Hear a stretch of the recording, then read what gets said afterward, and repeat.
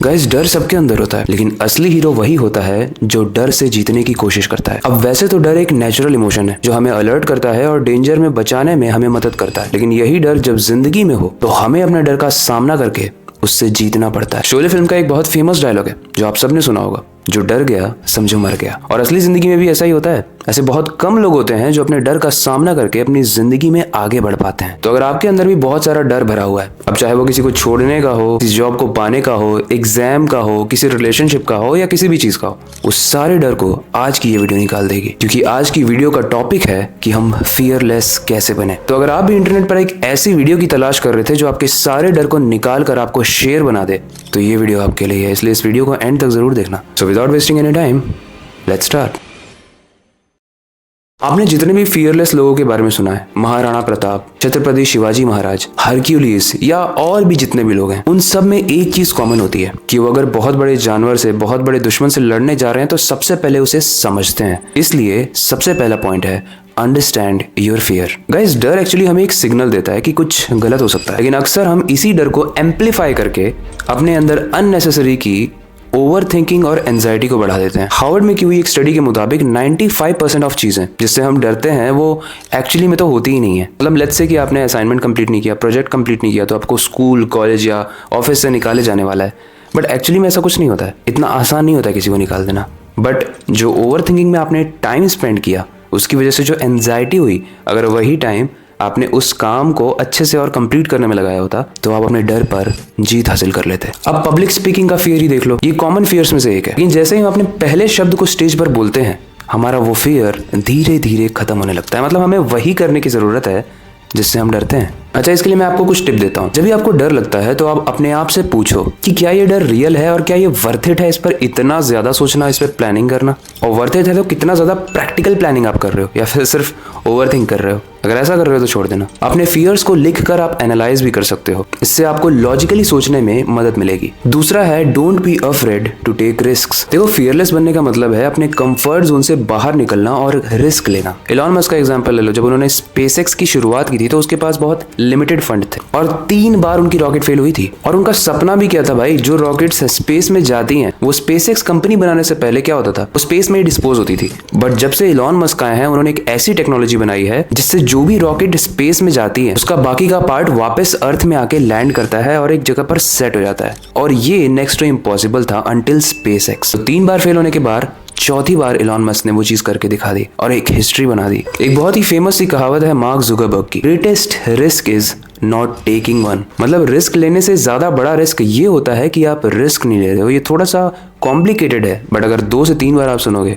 तो बहुत ज्यादा सेंस बनेगा। गाइस, रिस्क लेना मुश्किल होता है, लेकिन बिना रिस्क लिए कोई भी प्रोग्रेस पॉसिबल भी नहीं है। और अगर उस रिस्क में आपका डर भी शामिल है तो डर भी जाएगा। इसके लिए टिप क्या हो सकती है, अपने कंफर्ट जोन को छोड़ना सीखो। देखो, जैसे ही आप अपने कंफर्ट जोन को छोड़ोगे ना, अनकंफर्टेबल जोन आपका न्यू फ्रेंड बनेगा और उसमें बहुत सारे फियर होंगे, बहुत सारे एंजाइटी होंगे, लेकिन आप बाकी के भीड़ के पार्ट से बहुत आगे निकल जाओगे। हर अनकंफर्टेबल जोन में की हुई छोटी छोटी चीज आपका कॉन्फिडेंस बिल्ड करेगी। और जैसे मैं कहता हूँ, कंफर्ट जोन से अनकंफर्ट जोन में स्विच करने के बाद हो सकता है आपके पास फेलियर आए, लेकिन फेलियर से नहीं डरना है, because failure is not opposite to success, it's a part of success. Number 3, self believe को स्ट्रॉन्ग बनाओ। आपका बिलीव सिस्टम आपके फियर को कंट्रोल करता है पूरे तरीके से। अगर आपको खुद पर विश्वास नहीं है तो डर हमेशा आप पर हावी होगा। आप जितनी भी फेमस पर्सनालिटीज है जिन्होंने हिस्ट्री बनाई है, जिनकी हिस्ट्री आप पढ़ते हो, वो हिस्ट्री का पार्ट इसीलिए बने क्योंकि उन्होंने अपने आप पर सेल्फ बिलीव किया। जितने भी आप बिजनेसमैन देखते हो, जितने भी कंटेंट क्रिएटर्स देखते हो, एक बहुत ही लिविंग एग्जांपल है। मैंने भी अगर अपने आप पर विश्वास नहीं किया होता तो मैं कैमरे के सामने कभी नहीं आता।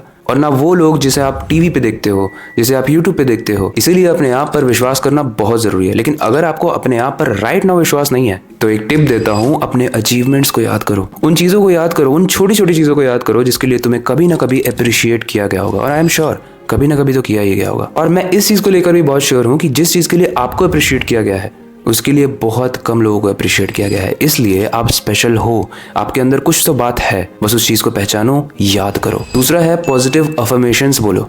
अपने बारे में जो भी आपने अचीव किया है, जो भी अपने एंड से आपने बेस्ट किया है, सुबह उठकर उसे बोलो। और एक और चीज बोलो कि मैं अपने फियर्स का सामना करने के लिए रेडी हूँ, मैं अनबीटेबल बनने के लिए रेडी हूँ। और आपका दिमाग एकदम अलग लेवल पर जाएगा। चौथा है learn from your fears. Guys, डर हमेशा एक सिग्नल के साथ आता है और एक लेसन देकर जाता है। जो चीज आपको सबसे ज्यादा डराती है वही आपके पर्सनल ग्रोथ का एक रास्ता हो सकती है। अब जैसे मैंने पब्लिक स्पीकिंग का एग्जाम्पल दिया, दुनिया में कहीं भी बोलने के लिए आपकी पब्लिक स्पीकिंग बहुत स्ट्रांग होनी चाहिए। मैं भी पहले पब्लिक स्पीकिंग में बोलने से बहुत डरता था, लेकिन जब मैंने स्टार्ट किया तो मेरे लिए ये कंटेंट क्रिएशन भी इस समय के साथ बहुत ईजी हो गया। यू सी, ग्रोथ का रास्ता मैंने जो भी बताया था। अब इसके लिए टिप हो सकती है कि हर दिन अपने आप को चैलेंज दो अपने फियर से लड़ने के लिए, उससे डील करने के लिए, और उससे तुम क्या सीखे। लास्ट बार जब तुम हारे थे किसी लड़के से डर के, हो सकता है वो बहुत ज्यादा मस्कुलर हो, तो सिंपल सी चीज है, तुम्हें और ज्यादा मसल्स बनाने की जरूरत है। किसी ग्रुप डिस्कशन में पार्ट लेने से तुम अपने आप को हटा लिए थे क्योंकि तुम डर रहे थे कि भाई अगर मैं इसमें गया तो मेरी तो कोई सुनेगा ही नहीं। इसका मतलब आपको अपने आप पर कॉन्फिडेंस बिल्ड करने की जरूरत है, और वो तभी होगा जब आप बहुत ज्यादा पब्लिक स्पीकिंग को प्रैक्टिस करोगे। यू सी, आंसर क्वेश्चंस में ही छुपे होते हैं, बस सही क्वेश्चन करने की जरूरत है। फिफ्थ है रियल लाइफ एग्जांपल्स रखो, या आप अपने स्टडी टेबल के पास या फिर किसी भी बोर्ड पर चिपका सकते हो। जैसे पहले एग्जाम्पल है नेल्सन मंडेला, जैसे उन्होंने 27 साल जेल में बिताने के बाद भी अपने विजन को नहीं छोड़ा और साउथ अफ्रीका को फ्रीडम दिलाई। दूसरा है जेके रॉलिन। हैरी पॉटर सीरीज आपने देखी होगी, हैरी पॉटर बुक्स भी हो सकता है आपने पढ़ी हो, लेकिन जब उन्हें फंडिंग की जरूरत थी तो किसी ने भी उनका सपोर्ट नहीं किया। उन्हें मल्टीपल रिजेक्शंस को फेस करना पड़ा। अब सिर्फ वो अगर डर जाती कि मैं लोगों के पास जाऊंगी तो मेरी तो बेइज्जती हो जाएगी अगर रिजेक्ट होती हूँ, तो इस डर का उन्होंने सामना किया, तभी आज हमारे पास हैरी पॉटर सीरीज है जो हिस्ट्री की one of the best movie series में से एक है। तीसरा, सचिन तेंदुलकर ने अर्ली करियर में बहुत सारे फेलियर्स और क्रिटिसिज्म का सामना किया था, लेकिन आज उनको क्या माना जाता है?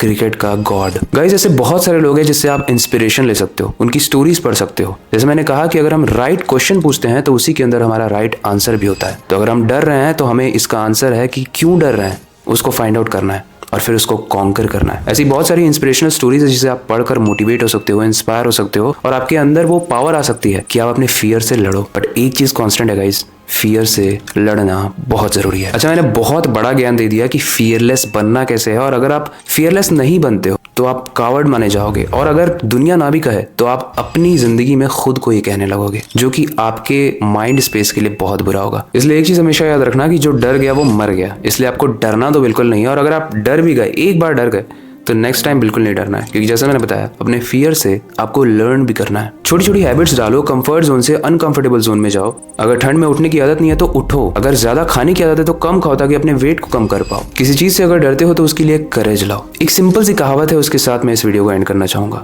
B fearless and life will reward you in unimaginable ways. Guys, I hope इस वीडियो से आपको हेल्प मिली होगी। आपके पास कोई नया सजेशन है तो आप कमेंट सेक्शन में जो पिन्ड कमेंट है उसमें अपने नए सजेशन को बता सकते हो। ये वीडियो हेल्पफुल अगर आपको नहीं लग रही है तो आपके दोस्त के लिए जरूर साबित हो सकती है, वो आपको बहुत ज्यादा थैंक यू कहेगा, आपके चरणों में गिर जाएगा, इसलिए उसको शेयर जरूर करना। जैसे ये वीडियो आपको इन्फॉर्मेटिव लगी है, वैसे ही बहुत सारे इन्फॉर्मेटिव वीडियो हमारे सीखो ऐप पे है, तो आप सीखो ऐप को जाकर डाउनलोड जरूर करना, उसको एक्सप्लोर करना, आपको बहुत कुछ सीखने को मिलेगा। फिलहाल ये वक्त आ चुका है इस वीडियो को एंड करने का और नए वीडियो पर काम शुरू करने का, लेकिन जाने से पहले मैं बस एक ही चीज कहना चाहूंगा, टॉपिक्स चेंज हो सकते हैं लेकिन एंड वाला पार्ट नहीं। तो अपनी क्यूरियोसिटी को डाई मत होने देना, नई चीजें सीखते रहना। मिलते हैं अगली वीडियो में।